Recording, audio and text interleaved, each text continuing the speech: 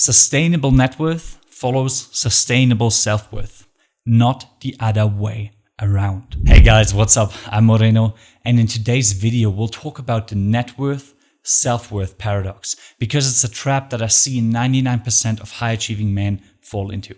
And it's happened to myself as well numerous times. As high achievers, we often have the belief that the better we perform, the more worthy we are as a human being. This often comes from childhood, but doesn't necessarily have to. In my case, it did.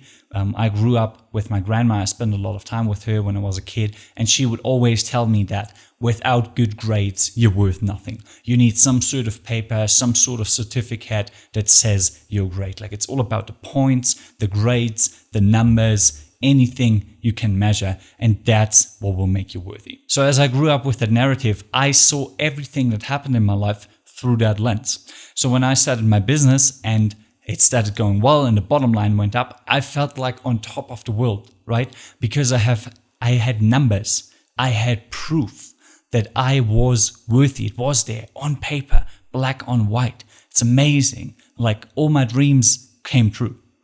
But then inevitably, in every business, you have times where things don't go as well, where you lose a client or two, your revenue goes down, costs go up, the bottom line shrinks.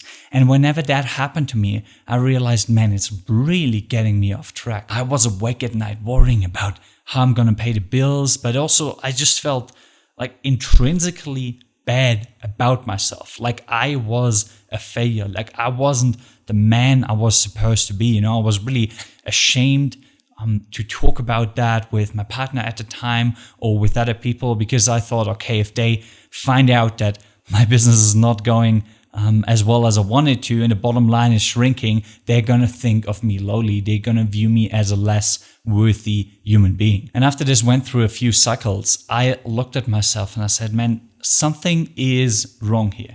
Because yes, it's totally normal to, be in a good mood when you see, man, I'm making lots of cash and everything's working well and my life is, on this upwards trajectory. It's amazing. Of course you feel good. And then when the downtimes come, of course you'll feel a little bad about it. And that's all fine and dandy, because these emotions, they give you feedback, about what works, what doesn't, and if you should put in more work, if you should change things, or if everything is going well.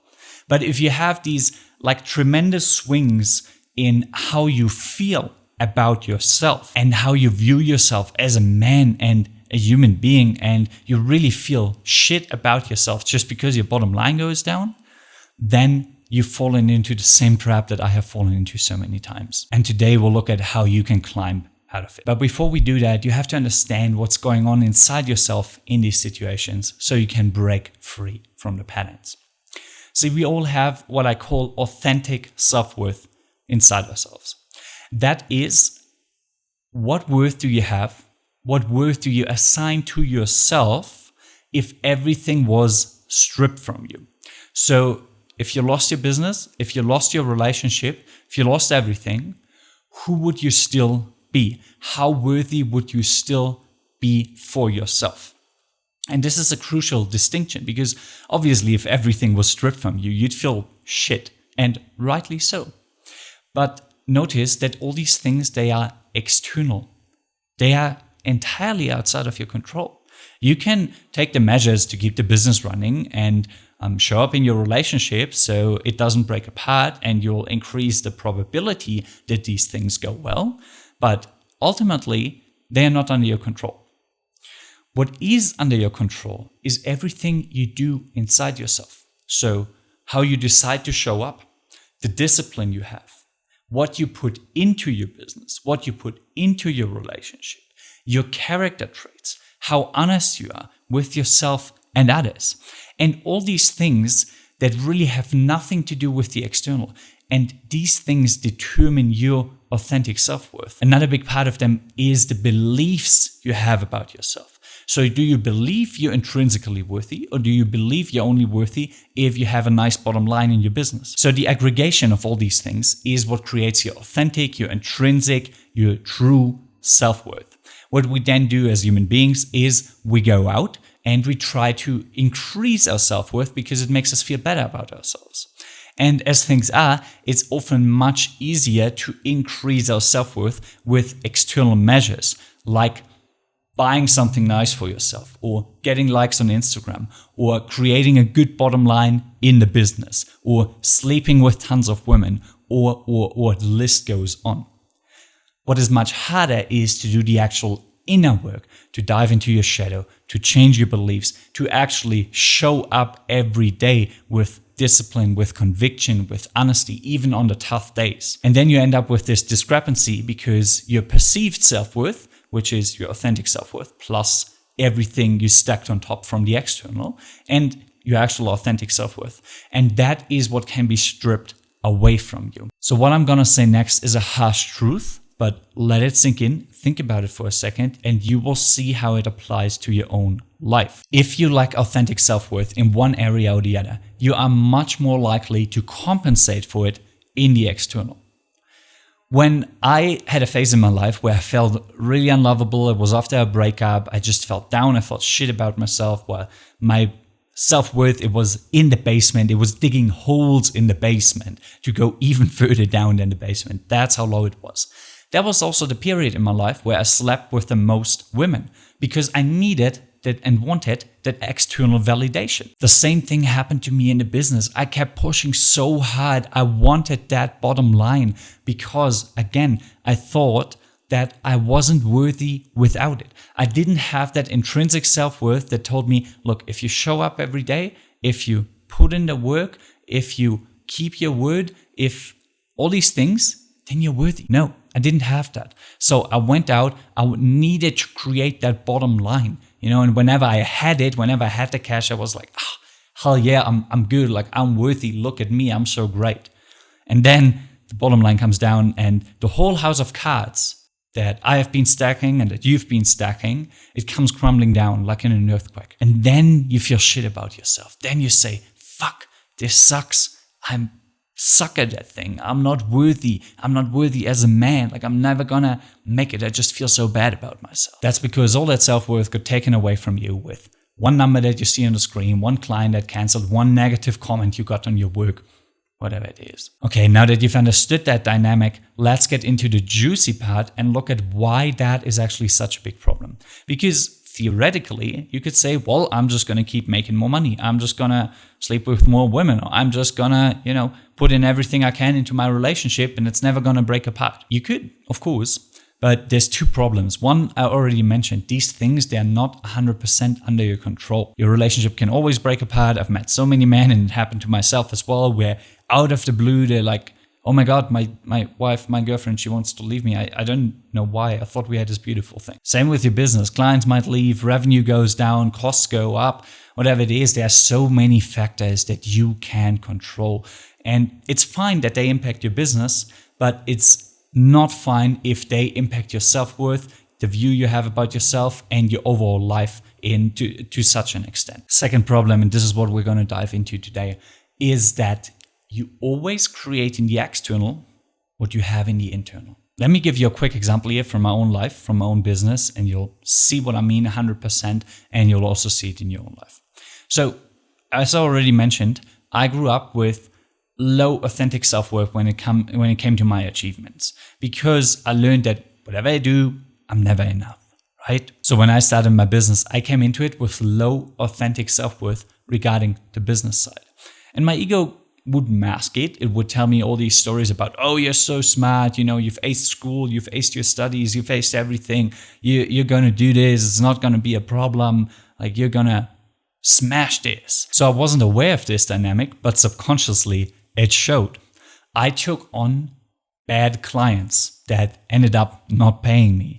I kept chasing people. I kept chasing clients because I thought, okay, if I don't do that, nobody's going to pay me. I have to prove myself all the time. Played it so small. I kept myself down because, I had all these great ideas and everything, but I told myself, no, it's never going to work. I had terrible imposter syndrome. I was like, man, what am I even talking about? Like nobody thinks this is helpful. This is not going to get me anywhere. And I was constantly doubting myself. I was constantly thinking, oh, can I do that? Is that the right move? Oh, maybe I should do that, but I don't know. I don't have the skills yet. I don't have the knowledge. Oh, I'd rather not do it. Yada, yada, yada. You know, it goes on. Low authentic self-worth, it always shines through. And the same happened in my relationships. You know, after my last breakup, my self-worth really went down regarding that specific area of women dating relationships. So what happened? I showed a lot of behaviors that I didn't show before. I tolerated disrespect. I didn't stand up for myself. I didn't communicate my boundaries because, again, subconsciously, I thought, I'm not worth it. I can't do that because the other person is going to leave me. I didn't have the confidence to lead, you know, to take a woman by the hand and say, hey, this is my life. This is my world. Tag along if you want to. I'll take you with me. I'll show you all the great things. Let's go. I didn't do that because subconsciously I thought I wasn't worthy of that. I couldn't do that. I wasn't good enough. So now you can see that no matter how many dating hacks you follow, how many relationship tips and how many business tools and strategies and methods and everything you follow subconsciously, you will always recreate what is inside yourself because it will always shine through no matter how much you try to mask it. There's this great quote from Jim Rohn that I want to show you guys, and I'm going to read it out because I don't want to butcher it. The level of your success will seldom exceed the level of your personal development because success is something that you attract by the person you become. Look, you can try to mask all your deficiencies. You can try to act like you are where you want to be and everything.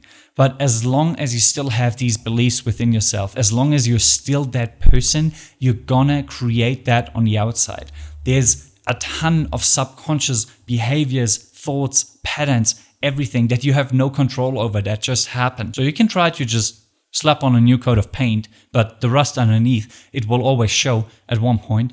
Or you can sit down and create authentic, intrinsic, true self-worth. The funny thing is, building this authentic, intrinsic self-worth, it's really not that complex.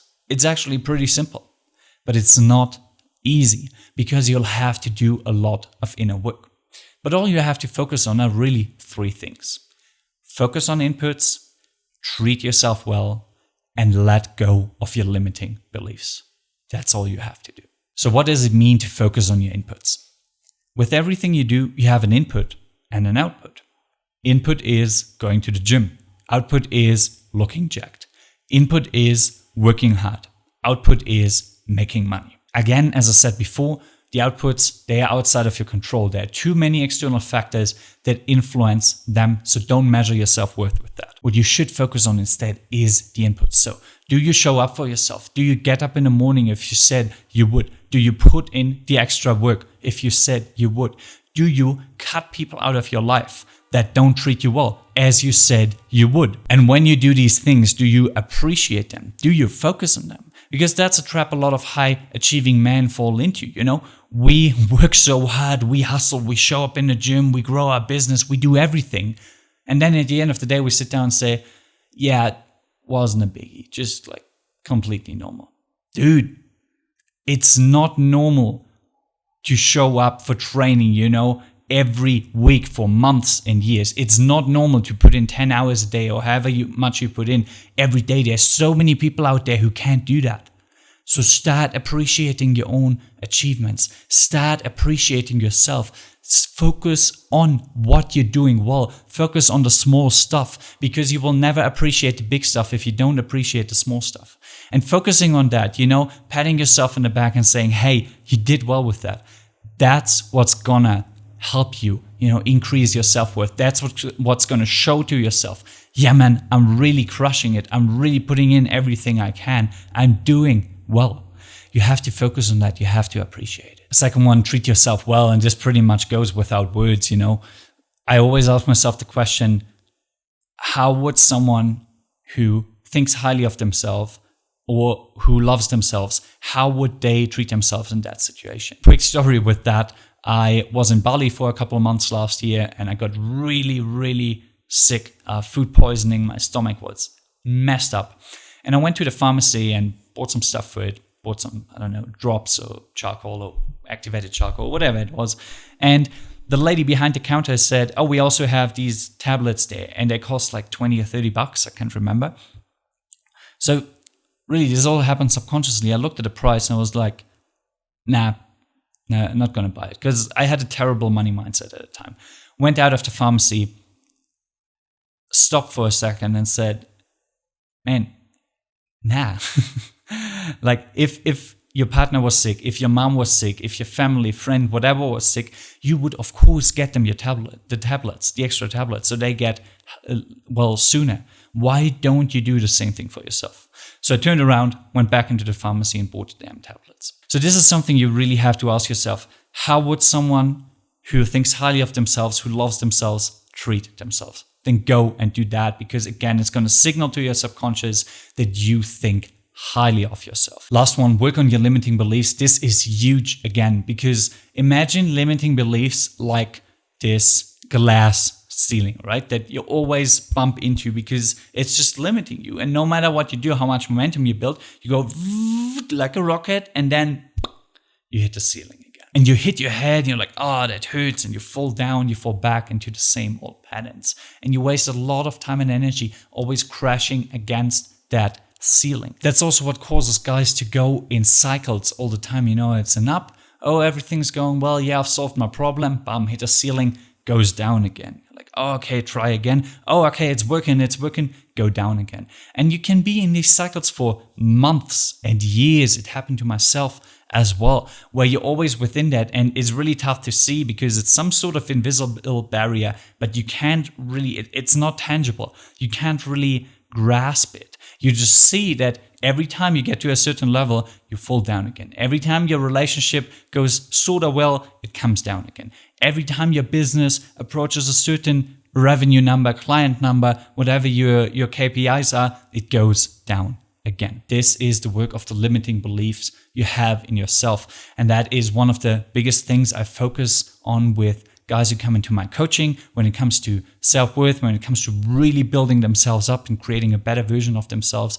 That is something we tackle, because these are the chains that hold you back in your old version, in your old reality. You have to let them go. You have to let go of that dead weight so you can really take off and fly and reach the next level. So if there's one thing you guys take from everything I've said, let it be this.